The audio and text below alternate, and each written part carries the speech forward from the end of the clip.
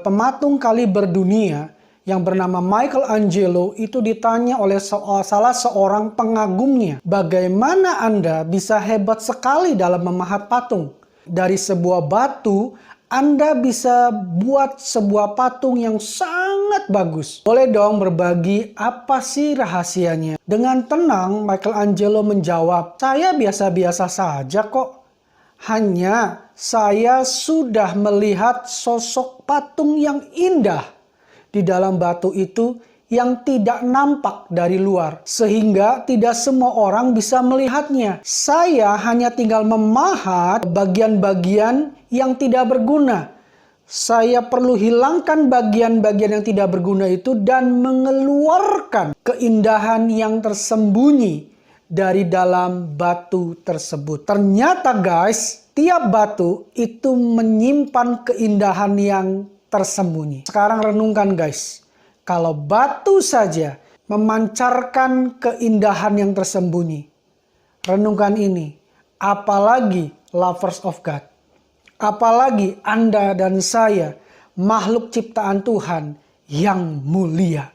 Mazmur 139 ayat 13 dan 14 berkata demikian.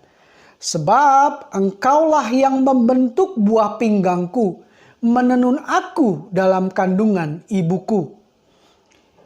Aku bersyukur kepadamu oleh karena kejadianku dahsyat dan ajaib.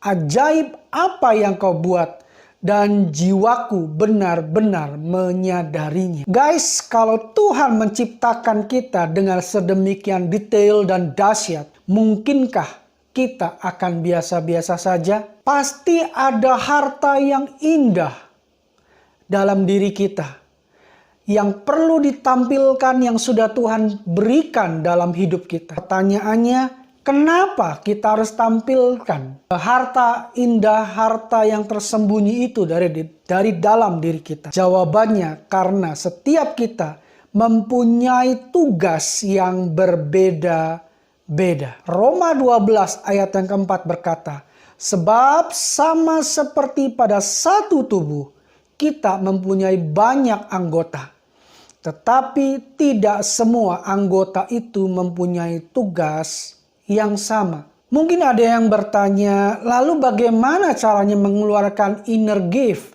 keindahan dari harta yang terpendam kita, atau talenta yang terpendam yang ada dalam diri kita? Izinkan kita untuk dipahat, dibuang bagian-bagian yang tidak berguna. Esther sebelum dia diangkat menjadi ratu menggantikan Ratu Wasti, Esther dipersiapkan dalam beberapa waktu sampai waktunya dia ditampilkan ke depan umum. Supaya apa? Supaya keluar kotoran-kotorannya dan keluarlah keindahan, inner beauty-nya itu keluar. Izinkan kita tanda kutip dipahat oleh Tuhan, dibuang, dikikis bagian-bagian yang tidak berguna, melemahkan inner gift kita. Lalu berani kita mengaktualisasikan talenta terpendam kita ke depan umum. Kita tidak lagi berkata, saya kan nggak bisa, memang saya nggak punya kemampuan apa-apa, saya tidak bisa ini, saya tidak bisa itu. No, stop berkata demikian.